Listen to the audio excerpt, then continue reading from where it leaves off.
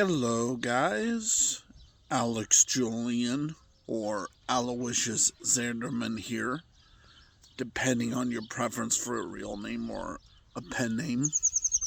My real name is, of course, Alex Julian. My pen name is Aloysius Zanderman.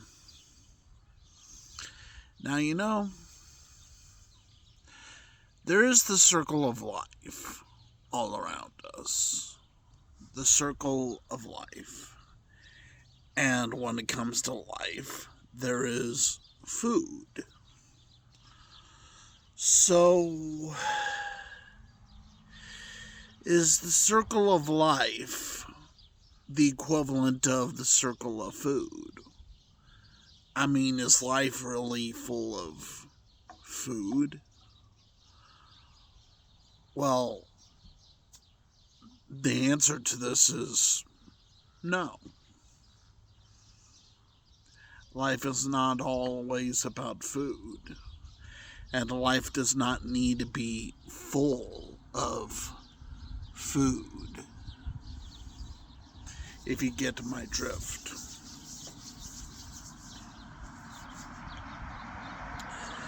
Life, as in life and food. Where should things go when it comes to the circle of life?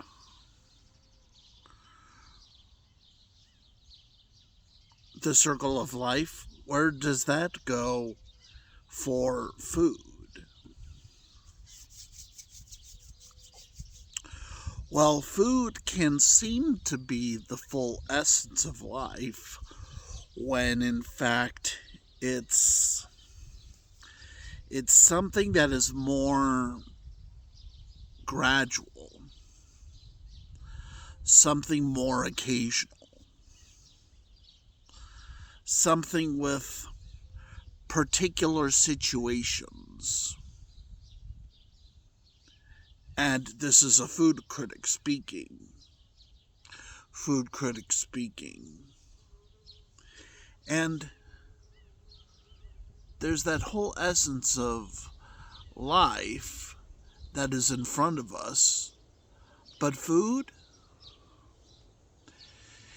We may have morals in terms of what we call food or even unhealthy food. And it's not easy. I'm not even sure if you heard a bee buzz near me right now. Just when it comes to honey. Honey. Oh. The Bible uses that phrase of milk and honey in an idiomatic sense, or as a subtle proof by the ancients that food is not all it's cracked up to be. That, in other words, the circle of life has cracks on it. If you imagine life as a circle, the circle of life has cracks on it. There are cracks on the circle of life. There are bumps on the circle of life. There are those loops, those screws, those nuts that impact the immensity and the size of the circle of life. I hear a bee buzz, and I respect that bee in a distance because it is very serious as to where the honey is located for the bee, and also where the honey is located for me. Because after all, I'm not really in that much of a mood for honey. I mean, already there's that myth of the Winnie the Pooh sort of thing going around. And well, I'm not sure if a bear would be really interested in honey, unless it's honey that was already navigated by a human being and is located in the trash. And there are trash laws that are impacted by food, as in the circle of life with food. Now, definitely, we could just hear the word life and we think of food, but there could be issues when it comes to how enormous or how minuscule the circle of life is for a person.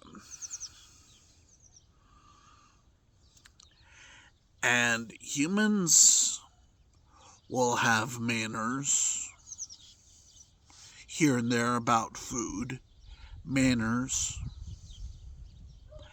But it gets difficult to tell if the manners are for increasing food or if the manners are for decreasing food. Definitely that is a very difficult thing for a food critic like me or a philosopher like me to answer. You see, you know what they do not tell you about criticism? Criticism is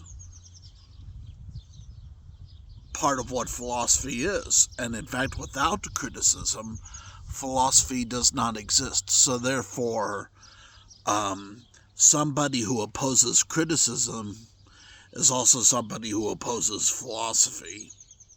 So, remember, I'm not always going to say that my food is delicious.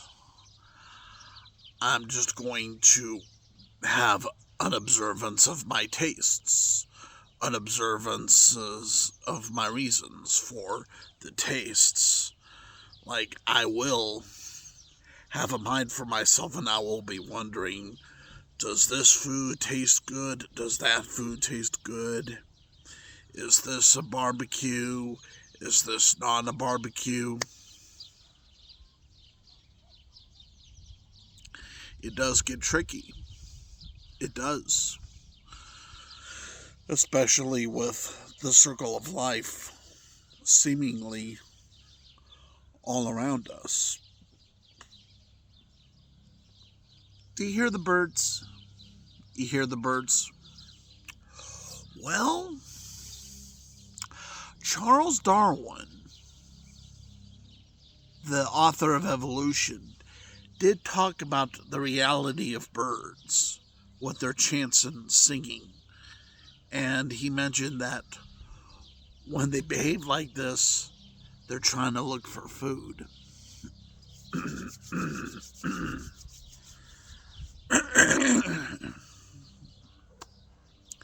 But, when it comes to evolution, especially if it's Darwinian evolution, there's language that Darwin used back in the past that today we would not really use today. In today's world, Charles Darwin's language would seem like that of a toy keeper rather than that of a scientist. Very interesting indeed. And hey, I'm just humoring those who did read the Book of Evolution in some degree. I'm not interested in people who are not into the subjects that I get into. Because, I care about religion.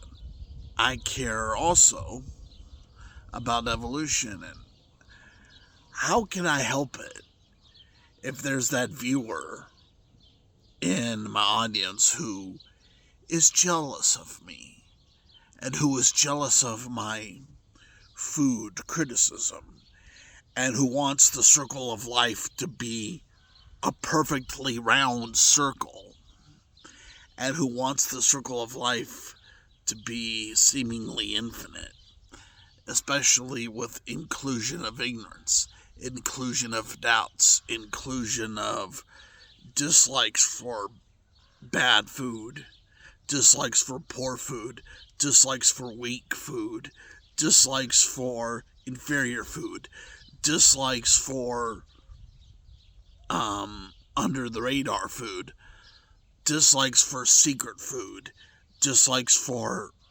real food, dislikes for, you know, let's not get out of hand here, because after all, I am still my same person.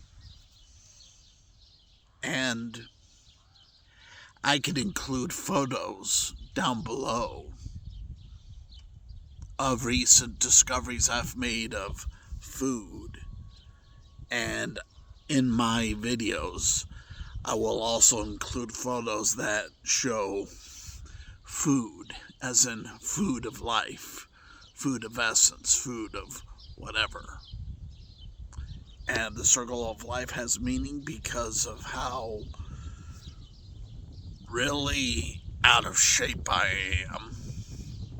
And I think all eaters are out of shape. And that's my philosophy for this evening. All eaters are out of shape.